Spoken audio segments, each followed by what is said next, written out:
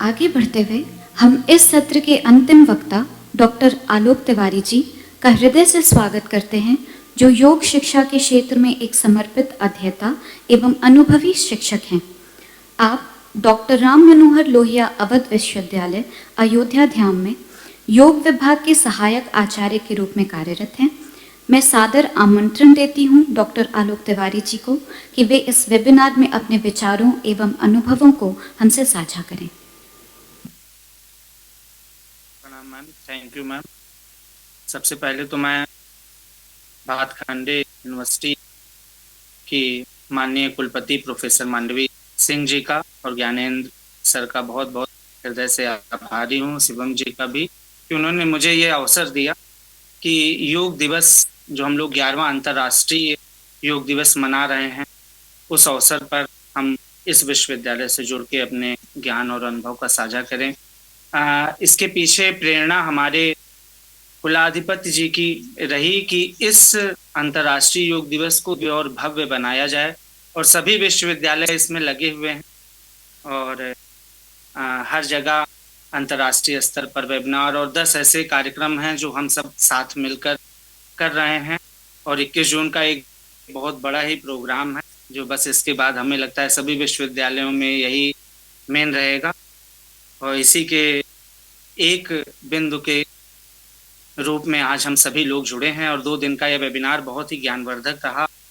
और सबसे बड़ी चीज कि हम योग को तो विश्व स्तर पर आजकल हम समझ रहे हैं, जान रहे हैं, लेकिन उसके विभिन्न जो आयाम हैं उसको समझने के लिए जो इस विश्वविद्यालय ने एक पहल उठाई, क्योंकि योग को जो सामान्यता एक सिर्फ चिकित्सा के रूप में चला जा रहा है, और एक सामान्य रूप में अगर हम देख लें तो योग आजकल सिर्फ और सिर्फ वेट लॉस, हमें योग करना है तो मेरा वजन बढ़ रहा है और हम योग करें, ये एक लगभग जनरल परसेप्शन बन गया है। उसको तोड़ने के लिए ये वेबिनार एक बहुत ही बड़ा माध्यम बन पा रहा है। इसके लिए मैं कुलाधिपति महोदया, कुलपति महोदया का बहुत बहुत आभार व्यक्त करूंगा। और आज मैं बात करूंगा इसी चीज पे कि योग सिर्फ, जैसे अभी हमारे शुरू के सबसे पहले तो आज के प्रमुख वक्ता जगत गुरु स्वामी राम दिनेशाचार्य जी को भी मैं हृदय से चरण स्पर्श करता हूँ। उन्होंने, उनके ज्ञान ने, उनके जब भी वो उनसे कोई भी ऐसे ही उनसे मुलाकात का अवसर या जब भी उनके ज्ञान के सुनने का अवसर मिलता है तो हम लोग कुछ नया ही सीखने को पाते हैं। उनका ज्ञान का भंडार, हम लोग उसके आगे बिंदु मात्र हैं। और उन्होंने योग और संगीत को लेकर, नृत्य को लेकर, कला को लेकर एक जो नया दृष्टिकोण दिया, उससे हमें तो आजकल विशेष लाभ मिल रहा है। और मैं MP सादरा जी का भी बहुत ही आभार व्यक्त करूंगा कि उन्होंने कथक और योग को जोड़ा, और योग के एक विशिष्ट आयाम को उन्होंने भी देखा कि लेकिन फिर फिजिकल एक्सरसाइज के साथ हम कैसे नृत्य को और कला को जोड़ते हैं। वैसे मेरा मानना है कि योग और कला मतलब संगीत साथ में ही निकला है, दोनों ओरिजिन एक ही कहा जाए, महाशिव से ही प्राप्त हुआ है, और दोनों का लक्ष्य भी एक ही है, उसी को प्राप्त करना जहां से हम उत्पन्न हुए हैं। योग भी एक, हम जहां से उत्पन्न हुए, योगश्चित्त वृत्ति निरोध के बाद हमारी ओरिजिन क्या है, उसी को हमें प्राप्त करना है। और संगीत लयबद्धता, एक रूपता, या कृष्ण जी ने गीता में समत्वम योग उच्यते के रूप में जो भी हमारे अंदर बिंदु दिया, जो एक सूत्र दिया, वो सारा चीज संगीतमय ही है। कि हम सिर्फ संगीत को, जैसे आजकल लोग सिर्फ गाना या नृत्य तक देख रहे हैं, जीवन को संगीत में बना देना, ये सबसे बड़ा योग है। और हम जीवन को जिए किस तरह, ये एक योग की तरह जो संगीतमय रूप में हमारे विकसित होता चला जाए। हमारा प्रत्येक पल, हमारे जितने भी जीवन के आयाम होते हैं वो भी एक संगीतमय लयबद्ध हो जाएं, तो हम अपने आप स्वयं ही जुड़ जाते हैं अपने आप से, उस ईश्वर से, उस परमात्मा से। जैसे अब ईश्वर परमात्मा कहने पे आजकल की जनरेशन थोड़ा सा दूसरे ऊपर जाती है, हम इसे कह सकते हैं कॉस्मिक एनर्जी से जुड़ जाते हैं, एक ऐसी एनर्जी से जो हमारे अंदर प्रत्येक तरीके की एक्सीलेंस को जागृत कर देती है, जो सफलता हमें दे देती है। हम चाहे जिस क्षेत्र में जाना चाहें, चाहे ज्ञान के क्षेत्र में रहें या चाहे खेल के क्षेत्र में रहें, चाहे नृत्य के क्षेत्र में रहें, या संगीत, किसी भी क्षेत्र में हम चाहे प्रशासनिक स्तर पर भी जानना चाहें, तो योग हमें हर एक क्षेत्र में हमारा सहयोग कर रहा है। तो इसी के साथ मैं कहूँगा कि जीवन पद्धति के रूप में हम योग को अपनाना शुरू करें। एक जीवन पद्धति के रूप में, सिर्फ और सिर्फ फिजिकल एक्सरसाइज नहीं, और जीवन पद्धति के रूप में, जीवन प्रबंधन के रूप में अगर हम योग को देखें तो आजकल के समय में सबसे बड़ी चीज आ गई कि जो मॉडर्न लाइफ स्टाइल है वो हमको इतना व्यस्त कर दी है और इतना परेशान कर दी है कि तनाव, एक टेंशन, लाइफ स्टाइल डिसऑर्डर हमने जीवन का अंग मान लिया है। उसको मान लिया है कि ये हमें होगा। हम 30 के हो गए, 35 के हो गए तो हमें लगता है, 40 के हो गए तो हम कहेंगे कि बीपी की, शुगर हुआ कि नहीं, बीपी की गोली खाना शुरू किए कि नहीं। अगर शुगर नहीं हुआ तो फिर अच्छा ना, मतलब पैसे वाले नहीं है, मजदूर टाइप वाली स्थिति में हम आजकल के मजदूरी वाला लाइफ स्टाइल जी रहे हैं।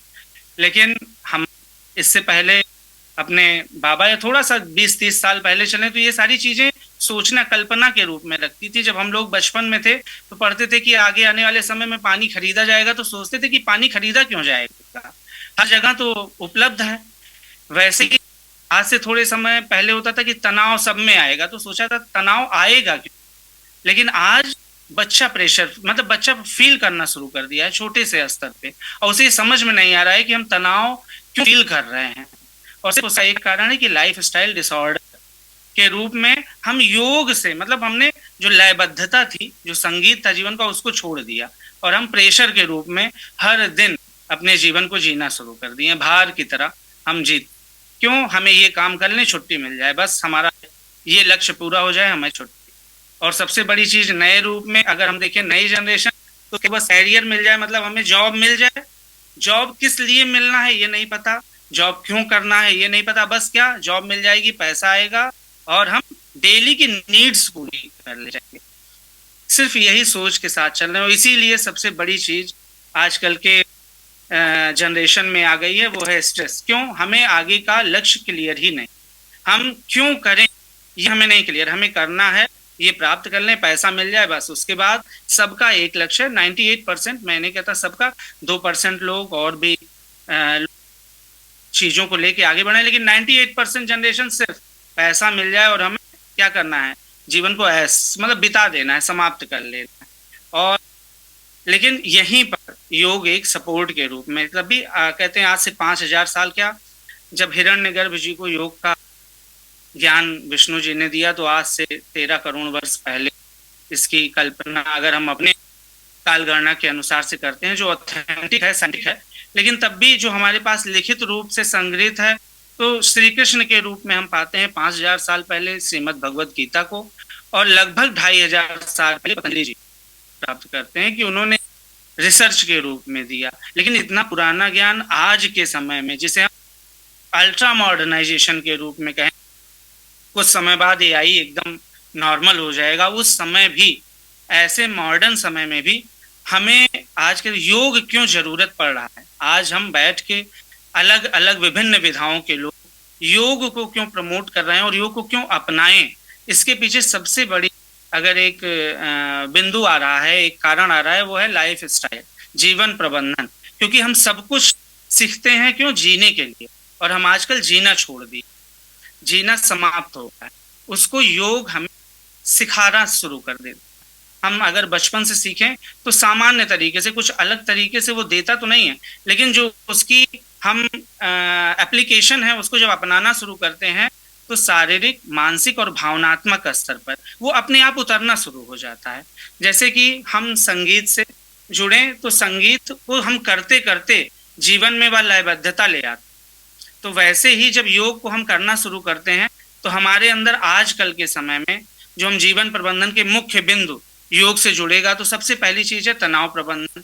योग स्ट्रेस लेवल को शारीरिक स्तर से, मानसिक स्तर से समाप्त करना शुरू कर देता है। उसकी छोटी छोटी क्रियाएं, हम चाहे अष्टांग योग जो सबसे ज्यादा प्रसिद्ध है पतंजलि जी का, लेकिन हम करते हठ योग हैं, जिसमें यम, नियम, आसन, प्राणायाम, प्रत्याहार और धारणा, ध्यान, समाधि, उस स्तर पे तो पहुंचना मुश्किल, लेकिन इसको जब एप्लीकेशन में अपनाना शुरू करते हैं तो स्ट्रेस अपने आप कम होना शुरू हो जाता है। हम लोगों ने योग को नए रूप में जब जानना शुरू किया तो सबको पता है अनुलोम विलोम प्राणायाम और भ्रामरी प्राणायाम। हम योग को भी प्राणायाम को ही योग रूप में मान ले रहे हैं। तो अगर इस दो का हम अभ्यास करते हैं तो स्ट्रेस अपने आप नॉर्मल होना शुरू हो जाता है। हम किसी भी परिस्थिति में रहें, चाहे जितना प्रेशर रहे, लेकिन उसको हम हैंडल कर ले जाते हैं। तनाव को हम क्या कर प्रबंधन, आजकल बच्चे नई जनरेशन स्ट्रेस को मैनेज नहीं कर पा रही है। तो फिर क्या हो रहा है, हम चलें सड़क पे निकलें तो थोड़ा सा भी जाम लगता है तो हॉर्न पूरा बजा के सामने वाले को इरिटेट कर देते हैं और ऐसी वर्ड्स यूज करेंगे जैसे लगेगा कि बस सामने हट जाइए। वो सुन के खराब लगता है कि आजकल हम मॉडर्न जनरेशन में इतने अच्छे लाइफ स्टाइल में जी रहे हैं। तो तनाव प्रबंधन में योग हमें स्थिरता दे रहा है। समत्वम योग उच्यते, श्री कृष्ण भगवान ने गीता में कहा कि समता ला रहा है। वही चीज संगीत भी करता है कि जीवन में समता, लयबद्धता लाना शुरू कर देता है। और उससे होता क्या है, उससे हमारे अंदर योग कर्मसु कौशलम, हम प्रत्येक कार्य में, हम जिस भी क्षेत्र में हैं, हम चाहे प्रशासनिक क्षेत्र में हो, हम चाहे विद्यार्थी हो, चाहे गृहिणी हो, या चाहे हम शिक्षक हो, या जो भी है उसमें हम चाहे खिलाड़ी हैं, वहाँ क्या है, कुशलता है, एक्सीलेंस आता जाए। जो हम कार्य कर रहे हैं उसमें हम बेस्ट परफॉर्मेंस दे पाए, उसके लिए योग हमें तैयार कर बेसिक रूप। तो उसके लिए हमें सबसे पहली चीज तनाव से दूर रहना होगा। उसके लिए हमें नियमित प्रैक्टिस कर, सबसे बड़ी चीज है कि हम योग को अपनाएं। सिर्फ योग को पढ़ लें, योग के बारे में थोड़ा सा ज्ञान इकट्ठा कर लें, दर्शन चीजें हमारे आ जाएं, सिर्फ बुद्धि में है तो हमारे लिए यूजफुल नहीं है। हमारे पास अकाउंट में ढेर सारे पैसे हों, लेकिन जब हमें जरूरत हो वो निकल ना पाए, सर्वर यूपीआई चले ना, और ये पैसा तो हमारे लिए बेकार। तो वैसे ही योग का ज्ञान हमारे अंदर खूब सारा हो, लेकिन उसे हम अपनी नहीं कर पा रहे हैं। हम हाइपर स्ट्रेस, हाइपर टेंशन में हैं और उसका डिसऑर्डर हमारे जीवन में उतर रहा है, तो वो सारा ज्ञान हमारे लिए बेकार हो जाता है। ठीक है, तो इसलिए हम योग को अपनाएं जीवन प्रबंधन के रूप में। तो पहला तनाव प्रबंधन, फिर उसी के जस्ट साथ तनाव हमारा प्रबंधित कैसे होगा, हम टाइम मैनेजमेंट करना शुरू करें। योग का यम और नियम, अष्टांग योग का हमें इसीलिए आगे प्रेरित कर रहा है कि हम क्या करें और क्या ना करें। यम और नियम हमें सामाजिक रूप से जोड़ता है, हमें करना क्या है और क्या नहीं करना। और अगर यही चीज हमें समझ में आ जाए तो हम समय को अपने आप प्रतिबंधित कर, मतलब मैनेज करना शुरू कर देंगे, प्रबंधित करना शुरू कर देंगे। हमें आजकल पता है कि हमें क्या नहीं करना, लेकिन उसके लिए तैयार नहीं हो पाते, हम मानसिक रूप से तैयार नहीं है, करते वही है जो नहीं करना है। ज्ञान हमें कि हमें नहीं करना चाहिए, हमें सुबह देर से उठना कब है सबको पता है, लेकिन उठेंगे देर से और फिर बताएंगे भैया सुबह उठना चाहिए, बहुत ही अच्छा हो। अगर 5 बजे उठ जाया जाए तो बहुत ही अच्छा है, लेकिन उठेंगे 8-9 बजे, क्यों, 10 बजे ऑफिस जाना, तो उठना पड़ रहा है। 2 बजे सोना पड़ता है आदत हमारी, हमें दिमाग में है, हमारा बॉडी साइकिल हमें अलार्म करता है कि 10 बजे के बाद हमें सोना है, लेकिन कर नहीं पा रहे हैं। क्यों, हमने योग को अप्लाई करना नहीं शुरू किया। अगर हम 30 दिन योग को अप्लाई करना शुरू करें तो समय प्रबंधन बॉडी क्लॉक वाइज के हिसाब अपने आप नियमित होना शुरू हो जाएगा। फिर तीसरी चीज हमारे अंदर समय प्रबंधन को जोड़ के चलें तो सबसे ज्यादा, तो संगीत में भी उसके लिए सबसे ज्यादा भावनात्मक संतुलन, इमोशनल मैनेजमेंट बहुत ही जरूरी।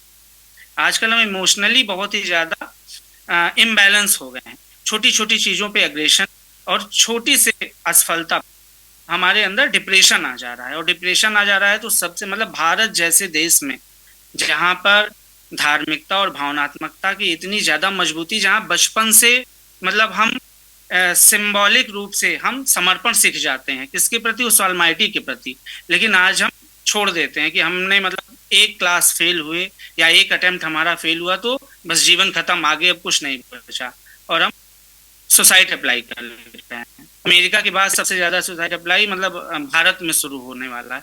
अगर रिसर्च करें तो अभी तो हो गया है, क्योंकि हमारे यहाँ डेटा बहुत कम सरकार के पास जाता है, हम छुपाते ज्यादा। तो सबसे ज्यादा अगर हम करें तो सुसाइड अटेम्प्ट सिर्फ इमोशनल इम्बैलेंस के कारण हमारे भारत में हो रहा है, नौजवान सबसे ज्यादा कर रहा है। सबसे ज्यादा डिप्रेशन में तो कहिए कि हमारे 50 से ज्यादा मतलब एज वाले हैं, ओल्डर जो है हमारे वयोवृद्ध लोग हैं, लेकिन सुसाइड अटेम्प्ट सबसे ज्यादा अंडर 30 लोग कर रहे हैं। ये हमारे लिए एक सोचने वाली बात है। और सबसे ज़्यादा इसके लिए तो हम शिक्षक लोगों को, जो जो भी शिक्षा जगत से जुड़े हैं, उनके लिए ये स्ट्रेस मतलब तनाव वाली बात होनी चाहिए कि नई जनरेशन हमारी सुसाइड अटेम्प्ट कर रही छोटी छोटी चीज़ों को लेकर। क्यों? सिर्फ और सिर्फ हम योग के रूप में अपने जीवन की लक्ष्य को निर्धारित नहीं कर, हमारा विजन क्लियर नहीं है। हमारे पास सिर्फ प्रेशर है कि हमें क्या करना है, सफल हो जाना है। और सफल होने का मतलब सिर्फ जॉब ले लेना, वो भी जॉब में गवर्नमेंट जॉब ले लेना। क्यों? आगे की लाइफ का प्रत्येक स्टेप गवर्नमेंट जॉब पर ही डिसाइड हो रहा है। पैसा मिलेगा तो गवर्नमेंट जॉब, ठीक है, 2 नंबर से पैसा आएगा तो गवर्नमेंट जॉब से हम ज्यादा कमाई कर लेंगे तो गवर्नमेंट जॉब वाला, शादी भी होगी तो गवर्नमेंट जॉब वाला है तो शादी करेंगे। अगर बिजनेस और कुछ करा बेकार है, क्यों कर नहीं पाएगा। ये एक मतलब हमारे अंदर एक सोच बन गई, और इस सोच को हटाने के लिए हमारे पेरेंट्स को, बल्कि हम लोगों को इसके लिए तैयार करना है। और योग उसके लिए बहुत, हमें कुछ अलग करने की जरूरत नहीं। हम योग को बस 15 मिनट, ज्यादा देर नहीं, सबके पास बहुत ज्यादा टाइम नहीं है, हर लेवल के लोग हैं, तो सिर्फ 15 मिनट अगर हम एप्लीकेशन रूप में अप्लाई करना शुरू कर दें। ठीक है, हमारी लाइफ स्टाइल अलग है, सबके सोने उठने जगने का समय अलग हो सकता है, लेकिन हम 15 मिनट अपने आप को दे सकते हैं। और योग के लोगों द्वारा तो इसीलिए योग दिवस मनाया जा रहा है। साल में एक बार हम जागरूक हों। क्यों? एक बार मनाएंगे सो जाते हैं। जैसे 15 अगस्त और 26 जनवरी हम मनाते हैं, उस दिन खूब भारत माता की जय और वंदे मातरम, उसके जस्ट अगले दिन हम सब सो जाते हैं भारत के लिए, अपने कर्तव्य के प्रति भी। वैसे ही योग दिवस भी आ गया कि एक दिन हम जगते हैं, उस दिन खूब जागृत चेतना होती है कि हमें अनुलोम विलोम, भ्रामरी, कपालभाति और सूर्य नमस्कार करना है, लेकिन अगले दिन ही हम छोड़ देते। एक दिन करने से नहीं, हम नियमित अगर करना शुरू करें तो अगर हम साल भर में, ठीक है, छोड़ दें, 4 महीना ही कर लेते हैं, तो हमारे अंदर सोच में परिवर्तन शुरू हो जाता है। योग की वो एनर्जी, और योग की क्या एनर्जी, योग जो शिव जी से निकला, वो हमारे अंदर जो स्वयं शिव बैठा है वो स्वयं जागृत होने लगता है, शुभ चीज जागृत होने लग जाती है, तो जीवन अपने आप संगीत लयबद्ध होने लग जाता है। और इसके साथ हमारे अंदर निर्णय लेने की क्षमता, आजकल हम निर्णय लेने की क्षमता नकारात्मक रूप से ज्यादा जल्दी आ जाए, ज्यादा पॉजिटिव है, निगेटिविटी को लेकर हम पॉजिटिव हैं और पॉजिटिविटी को लेकर पूरी तरह निगेटिव हैं। इस चीज को लेके भी हमें जागरूक होना पड़ेगा। हमें ये सोचना है कि हम किस तरह अपने आप को, ये जो जीवन मिला है थोड़े ही समय का है। आजकल तो हम मेंटली सोच के बैठते हैं कि हमें 60 साल जीना, सबको अगर सोच ले भैया 60 साल जी लिए बस जीवन पूरा हो गया, तो हम 60 साल पाए हैं। पहला 20 साल हमने पढ़ाई में छोड़ दिया, अब तो आज पढ़ाई में नहीं, आज 30 साल हम पढ़ाई में छोड़ देते हैं। क्यों? जब तक हम कैरियर में स्टेबल होते हैं तो 30 साल, तो अगला 30 साल तो हम ऐसा जी लें जिसके लिए हमने पिछला 30 साल मेहनत की है। हम पढ़ते हैं, लिखते हैं, मेहनत करते हैं इसलिए कि हम जीवन को सरल बना लें, और वह सरलता योग के माध्यम से ही आएगी। अगर हम नियमित रूप से योग को जोड़ें, हम जिस भी क्षेत्र में हैं उस क्षेत्र को योग से अटैच कर लें। हम संगीत से जुड़े हो तो संगीत तो डायरेक्ट योग से ही जुड़ा है, बल्कि हम ये कहेंगे संगीत में योग जुड़ा हुआ है।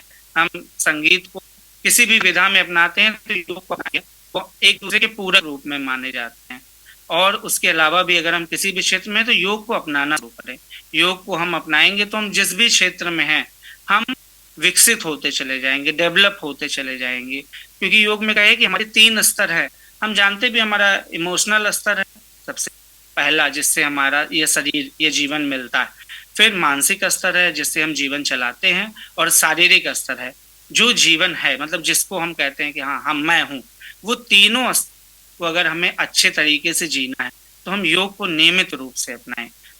इस अंतर्राष्ट्रीय योग दिवस पर योग के आचार्य के रूप में, योग विशेषज्ञ के रूप में सबसे मेरी यही प्रार्थना है कि योग को सिर्फ एक दिन के उत्सव के रूप में ना बनाएं, प्रत्येक दिन के उत्सव के रूप में मनाएं। 15 मिनट से आधा घंटा अवश्य दें।